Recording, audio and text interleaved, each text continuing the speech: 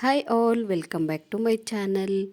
ಇವತ್ತಿನ ವಿಡಿಯೋದಲ್ಲಿ ನಾನು ಹೆಲ್ದಿಯಾಗಿರೋ ಸ್ನ್ಯಾಕ್ಸ್ನ ಯಾವ ರೀತಿಯಾಗಿ ಮಾಡೋದು ಅಂತ ತಿಳಿಸ್ಕೊಡ್ತಿದ್ದೀನಿ. ಚಿಕ್ಕವರಿಂದ ದೊಡ್ಡೋರವರೆಗೂ ಇಷ್ಟಪಡುವಂಥ ಸ್ನ್ಯಾಕ್ಸ್ ಇದಾಗಿದೆ. ಕಡಿಮೆ ಸಾಮಗ್ರಿಗಳನ್ನು ಬಳಸ್ಕೊಂಡು ಹಾಗೆಯೇ 2 ಬೌಲ್ ಆಗುವಷ್ಟು ನಿಮ್ಮ ಹತ್ರ ಮಂಡಕ್ಕಿ ಇದ್ದರೆ ಸಾಕು, ಈ ರೆಸಿಪಿನ ನೀವು ಮನೆಯಲ್ಲೇ ಟ್ರೈ ಮಾಡ್ಬೋದು.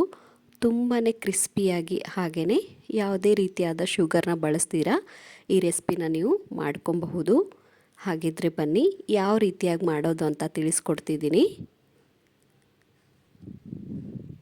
ಮೊದಲಿಗೆ ನಾನಿಲ್ಲಿ ಒಂದು ಕಡಾಯಿನ ತಗೊಂಡಿದ್ದೀನಿ. ಅದಕ್ಕೆ ಅರ್ಧದಷ್ಟು ಬೆಲ್ಲನ ಸೇರಿಸ್ಕೊತಾ ಇದ್ದೀನಿ.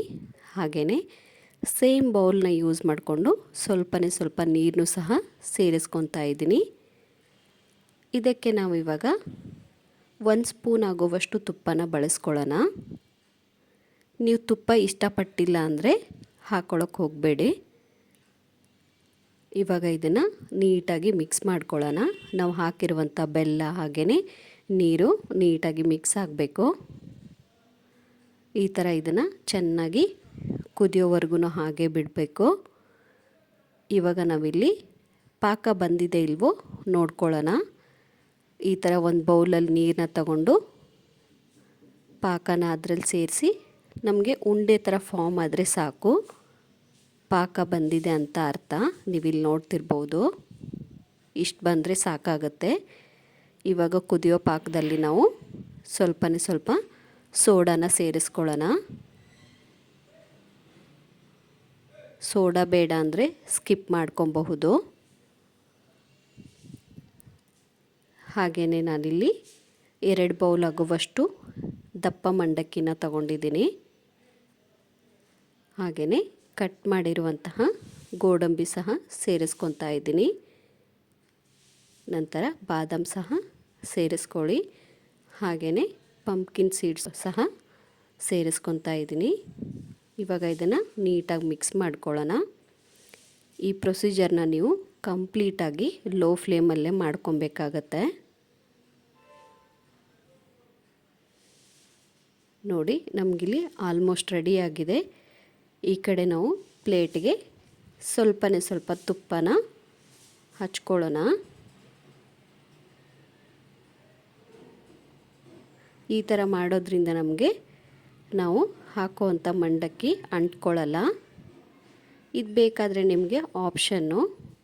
ನಾನಿಲ್ಲಿ ಇನ್ನೂ ಸ್ವಲ್ಪ ಚೆನ್ನಾಗಿ ಟೇಸ್ಟ್ ಕೊಡಲಿ ಅಂತ ಡ್ರೈ ಫ್ರೂಟ್ಸ್ ಎಲ್ಲ ಸೇರಿಸ್ಕೊತಾ ಇದ್ದೀನಿ. ನೀವು ಬೇಕಾದರೆ ಸ್ಕಿಪ್ ಮಾಡ್ಕೊಬಹುದು. ಇವಾಗ ನಾವು ಮಾಡಿಟ್ಟಿರುವಂತಹ ಮಂಡಕ್ಕಿ ಸ್ವೀಟ್ನ ತಟ್ಟೆ ಮೇಲೆ ಹಾಕ್ಕೊಳ್ಳೋಣ. ಸ್ವಲ್ಪ ಬಿಸಿ ಇರೋವಾಗಲೇ ಈ ಥರ ಹಾಕ್ಕೊಳ್ಳಿ. ಇವಾಗ ಇದನ್ನು ನೀಟಾಗಿ ಸ್ಪ್ರೆಡ್ ಮಾಡ್ಕೊಳ್ಳೋಣ.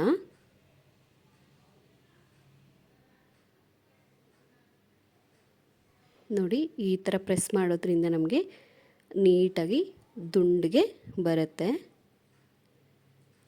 ಇವಾಗ ನಾವು ನೈಫ್ ಸಹಾಯದಿಂದ ಮೇಲ್ಮೇಲಷ್ಟೇ ನಾವು ಯಾವ ಆಕಾರ ಬೇಕೋ ಆ ಆಕಾರಕ್ಕೆ ಕಟ್ ಮಾಡ್ಕೊಬಹುದು. ನಿಧಾನಕ್ಕೆ ಮೇಲ್ಮೇಲಷ್ಟೇ ಕಟ್ ಮಾಡ್ಕೊಳ್ಳಿ.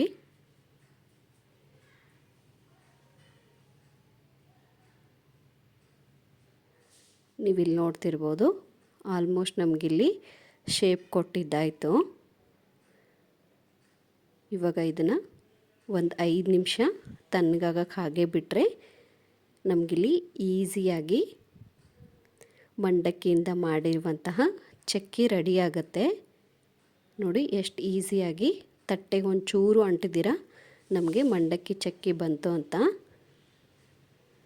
ಇವಾಗ ನಮಗೆ ನೋಡಿ ಯಾವ ಥರ ಅದು ಕಟ್ಟಾಗುತ್ತೆ ಅಂತ. ನೀವು ಇದನ್ನು ಸ್ಟೋರ್ ಮಾಡಿಬಿಟ್ಟು 1 ವಾರದವರೆಗೂ ತಿನ್ನಬಹುದು. ಸೊ ನೋಡಿದ್ರಲ್ಲ ಫ್ರೆಂಡ್ಸ್, ಎಷ್ಟೊಂದು ಈಸಿಯಾಗಿ ನಾವು ಮಂಡಕ್ಕಿ ಚಕ್ಕಿನ ಮಾಡೋದು ಅಂತ. ಹಾಗಿದ್ರೆ ಇವಾಗಲೇ ಹೋಗಿ ರೆಸಿಪಿನ ಟ್ರೈ ಮಾಡಿ ಹೇಗಿತ್ತು ಅಂತ ಕಮೆಂಟ್ ಮಾಡೋದನ್ನು ಮರಿಬೇಡಿ. ಇದೇ ಥರ ನನ್ನ ವಿಡಿಯೋಗೆ ಸಪೋರ್ಟ್ ಮಾಡ್ತಾಯಿರಿ. And thank you for watching.